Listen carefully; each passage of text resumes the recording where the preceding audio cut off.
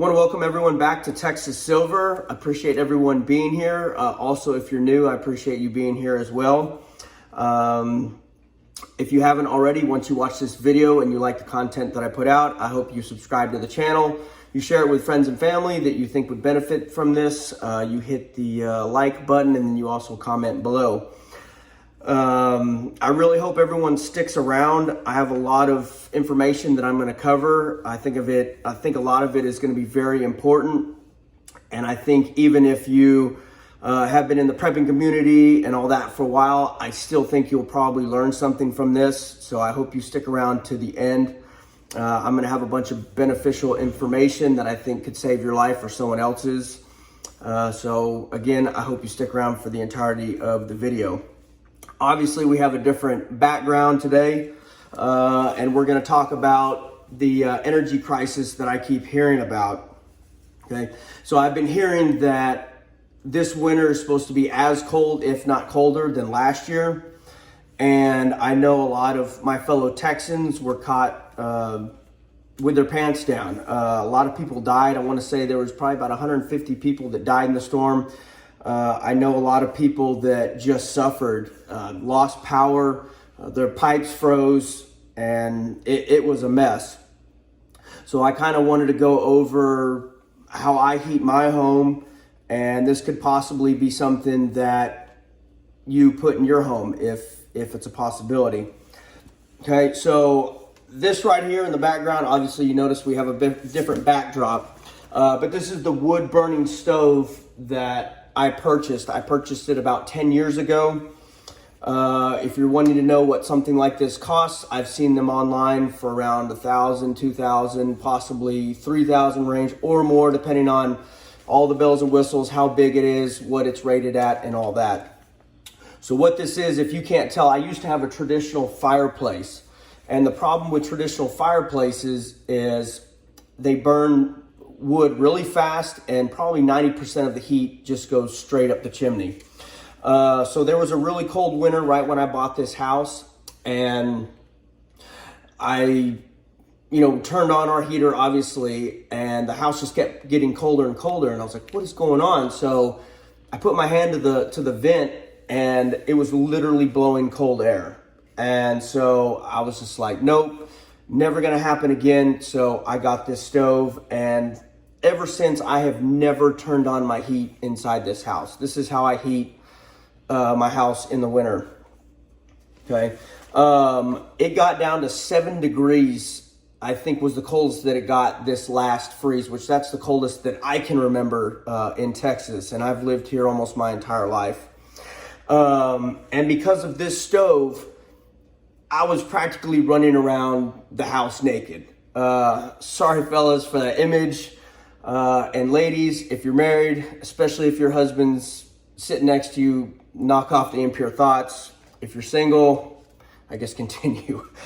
But anyway, so this stove here, it'll heat up to a 2,600 square foot house. I'll fill this thing up, and it actually has a blower that helps put out even more heat. So it circulates the air around the stove. And I mean, this thing will cook you out. I want to say the inside of the living room, it probably got 85 degrees. And then what's great is the rooms stay, comfortably cool, which is great for me. I like to sleep in a cold room, but your common areas, stay really comfortable. But I'm able to load this thing up and put it on a slow burn. And you can actually control the blower speed. You can control how much oxygen gets into the stove, and so that controls your burn rate. And then you have another control up here that also controls how quickly it burns. That's how you open and close the flue. But anyway, so I can load this thing up, and 8 to 10 hours later, I can come back and I leave it, and I still have coals, and I just add more wood and continue. There are some downsides to it. With these that go, if it's not a freestanding one, the one that goes into the fireplace, it doesn't have an ashtray. So getting the ash out, I've figured out a system, but the ash can be a little bit annoying, having to empty that out.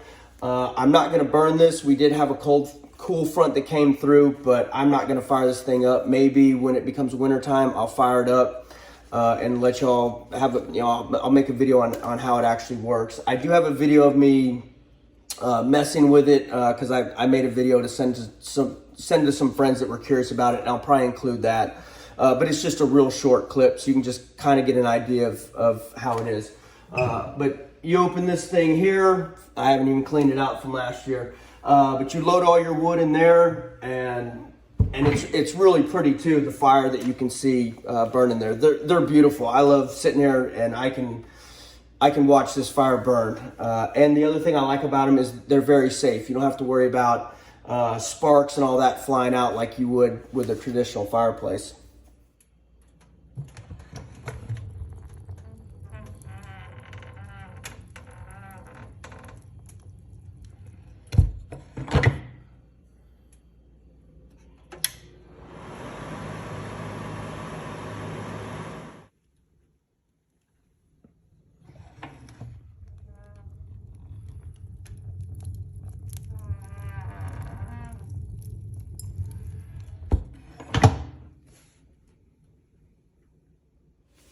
Let's see, and I do have my notes because I want to stay on track, so just bear with me if I hit some pauses here. Now, if you're going to do this, you got to look into a number of things. I live on property, and I can cut up all the wood, split all the wood that I need for this, and I don't have to pay for it. I just have to pay for my labor, the chainsaw blades, the oil, the gas, and pay with my back as well. But you have to look at how much it's going to cost to install. If you're having to buy the wood, obviously I would recommend buying it in bulk. Don't buy the packs at the store because it's just not going to be worth it. But you have to weigh the cost, and actually buying the stove and then having it installed. I think I paid $4,000 for this unit 10 years ago, but that was for the stove. They brought it here, they installed it. Also, I'm going to caution you, if you don't know what you're doing, please hire a professional. That way you don't burn up your house. That way it's installed correctly. But there's a six inch pipe that goes up through my chimney, and they, I guess, lack of a better word for it, they plumbed it in. And so now at the top, they sealed all that, and all that comes out is that 6 inch pipe, and it has a cover over it. But for me, this is an insurance policy for me. So if we have power outages, again, this thing's going to work whether there's power or not. So think about what that's worth to your family. If you want your family, freezing their butt off, possibly even losing their life. I know that's extreme, but it can happen. But having this as a backup is great. So if you don't lose power, you want to use your regular, if you have a home heating oil or whatever, obviously you don't, probably need wood. But if the electrical goes out, this is something that you can fire up and make sure that your family stays warm in the winter. Energy prices are expected to increase by 50% or more. So think about the energy costs that are going up. Is it worth it? Also, just having that peace of mind, knowing if you do lose power, you've got it. And like I said, my energy bill in the wintertime is next to nothing because I don't run my heater. So if you do have home heating oil, or you heat your home with propane or something, there's talk of shortages of that. So get that stuff now. I know it's not really on your mind right now because it's not cold yet, but beat the crowds. During that winter storm, I remember driving by the local propane place, and I want to say there was 100 people in line with their propane bottles trying to fill that. And, if people get desperate, fights could break out. You don't know what. Avoid all that. Get it filled up now. Get your bottles filled up and all that. Okay, don't let your family suffer. Okay. Also, look into getting a generator. I have a buddy of mine, and he loves his. He got it from Harbor Freight, and he says that it runs like a champ. And to be honest, I don't have one. That's a hole in my prep that I need to probably get on. But the best generators to probably get would be a dual fuel, the ones that can run off propane and gas, because it's pretty dangerous to store large amounts of gas, and propane is very stable and it's easy to store a lot of that stuff. Okay. Get your space heaters now, because you know those things are going to go. The only problem with space heaters is they obviously run off electricity. So another thing that you can look into is, I have this thing. It's the Mr. Heater Buddy. And what this thing runs off of are these little bottles. I'm sure you've seen them at different sporting goods stores, Walmart, whatever, but these things put out some heat. So this could be something as a backup if your power goes out and you don't have access to something like this. Just make sure you have plenty of these on hand.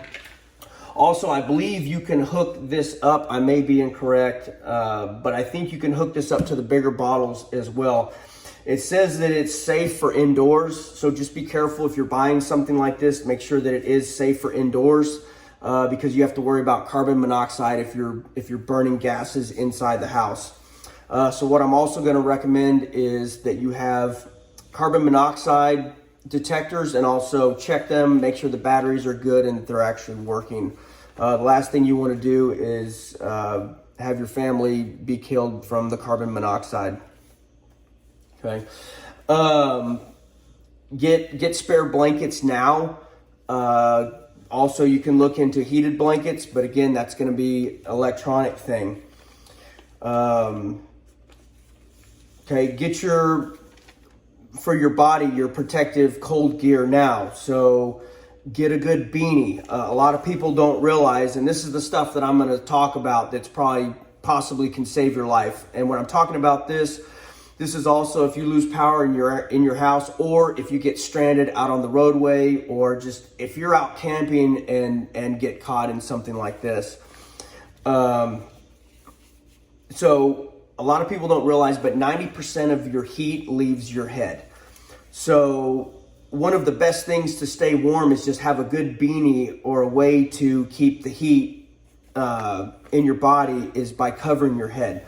So have a good beanie. A lot of people don't realize, or skull cap, or what else do they call them? But you know what I'm talking about, the thing that goes on your head. So when you dress for winter and you go out, and this has to do, say you have to do a movement where you have to go hiking, or, you know, this also applies just for recreational stuff. You want to dress in layers. So you normally want to start with kind of like long johns, or we call them polypro in the Marines, but it's a polyester long john essentially. You want to stay away from anything cotton. That includes socks, that includes beanies, shirts, jackets. Stay away from cotton because it absorbs moisture, and all it's going to do is make you colder. So your first layers, you want to wear like the polyester. Then you want to look into something that is maybe like a fleece, or some sort of something that's wool to go over that. And then your third layer is going to be something that's going to keep the moisture. So say if it's raining or snowing, or you get into snow, it's going to keep that moisture from getting your clothes wet. And it also creates a wind block. So you need to have a good, say Gore-Tex, or some sort of ski bibs, or something that wicks the moisture away from your body if you go through snow, or you get rained on, or something like that, because water is gonna make you freeze to death.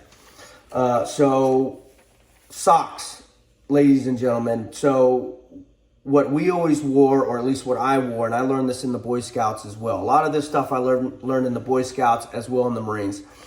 But you want a liner sock. So you want a polyester liner. It's almost like a dress sock. And so if you have cotton socks, that's going to hold the moisture up against your feet. And if your feet get cold, you're looking at frostbite, hypothermia, all that stuff. You got to keep your feet dry. So you wear the polyester liner, and then you want to get wool socks. Wool socks do not absorb the moisture. And then you want to have a good boot, but make sure that that boot is also waterproof. So it doesn't pay to have the right socks if your boots or footwear don't repel the moisture. Boot polish a lot of times can help with the waterproofing. So yeah, Crocs aren't going to work. So in the wintertime, I do have to trade in my Crocs, but I try and wear them as much as I can. All right, moving on. Let's see. So if you're out and you're having to move, you're backpacking, or say you get stranded and you're having to walk, okay, you don't want to be warm, because if you're warm, then that's going to cause you to start sweating. So you want to stay comfortably cool. So that's another reason why you want to wear layers.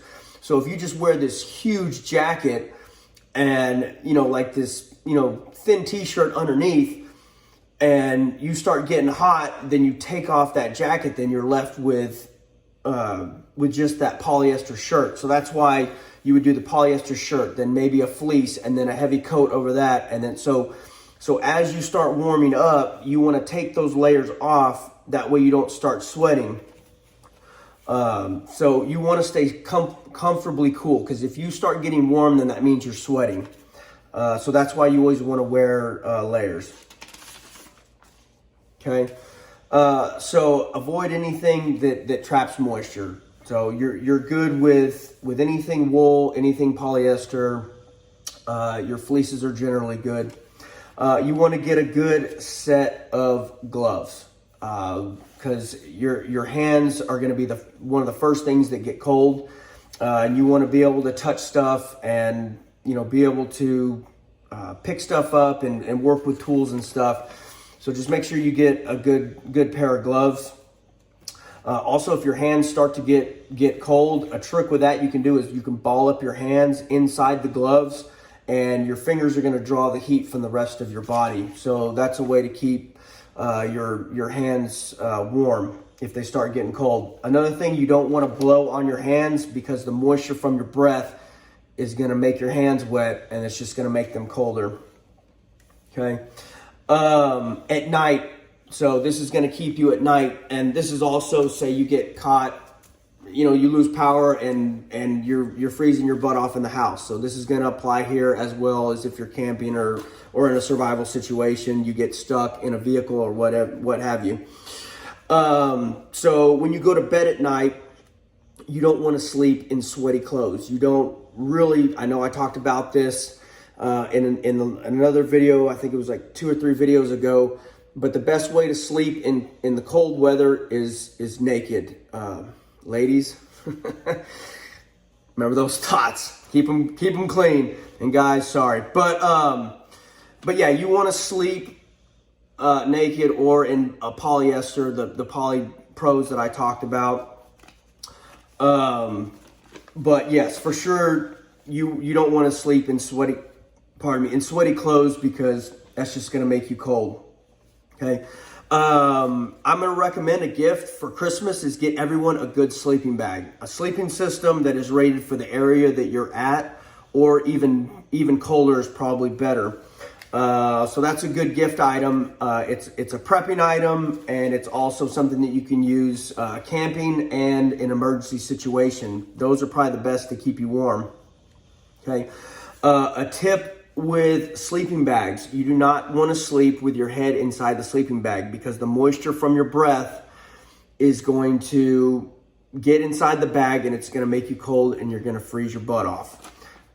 So the mummy sleeping bags are best, the ones that literally all that's out is your face, and you do not want to sleep with your face inside that bag for that reason. Okay. Another thing that happens in the wintertime, and this is what happened to a lot of Marines. I did mountain warfare training about 20 years ago up in the mountains in Bridgeport in California. And it got up to not minus 20, minus 30 at night. At least that's what they told us. And it got so cold that we would have to sleep with our water at night to keep it from freezing. So a lot of people don't realize, but when it's freezing weather, you can die from thirst. because your water freezes. So there were Marines that were going down having to be medevaced out because they became dehydrated because all of our water sources were frozen. So that's another thing, and that could be an issue if your house gets that cold, if your water freezes. So have a way to keep your water from freezing. If you have to, sleep with it. Okay, if you do get in a situation where a family member is going into has hypothermia, what you need to do is you need to get that person stripped down and get them under the covers or in a sleeping bag, and you need to strip down and use your body heat to warm them up. I know it sounds gross or whatever, but I'm just keeping it real. If it's a matter of saving your family member's life or a friend's life, then that's what you need to do. But both of you get inside that bag and use your body heat to warm them up. Okay. Moving on, have a way to boil liquids. So that is a morale booster. If you can have hot cocoa or hot soup or whatever. I just had a video that I did about a rocket stove. So go back and watch that. If you didn't watch that video, it's a really neat stove, a way to boil water very easily, very quickly. And but have a way to boil water. This thing, I can actually set a pot up here and it will boil water. That's another benefit to these things. But yeah, so get a rocket stove, get a jet boil. There's different Coleman stoves out there, but have a way to boil water, because that's going to be something that you want, that's going to help warm up your body, and it's a morale booster. Another thing that I would look into right now is make sure you have plenty of candles, flashlights, and batteries. And then get you some of this stuff, okay? Not specifically that brand. I don't care what you get. I don't endorse any brand. But get you dry food, and that's good for the jet boils and the rocket stoves. So Jared from Revert to Means, it's his channel is Revert, the number 2, and then Means. He keeps giving me a shout out, and I greatly appreciate it. And if y'all would go check out his channel. He kind of reports the news like Jeremiah, and he keeps giving me a shout out, and I greatly appreciate that, Jared. So I want to give you a shout out. I'll try and include a link below for his channel. But anyways, the other day he had a video about, I think it's Angus Farms. They have stopped production of their emergency foods because they are not able to get all the ingredients, and they've halted it for 90 days. Could it be longer? Who knows? So if you want this stuff, get it now, ladies and gentlemen, because who knows who the next company is that's going to go down, and who knows if they're going to come back. And you know, people are going to start hearing about this, and the word's going to get out, and then it's going to be one of those fear of missing out, and you're not going to be able to obtain it. So if you want it, quit letting the grass go underneath your feet and get you some emergency food. Okay. Also, water. Okay.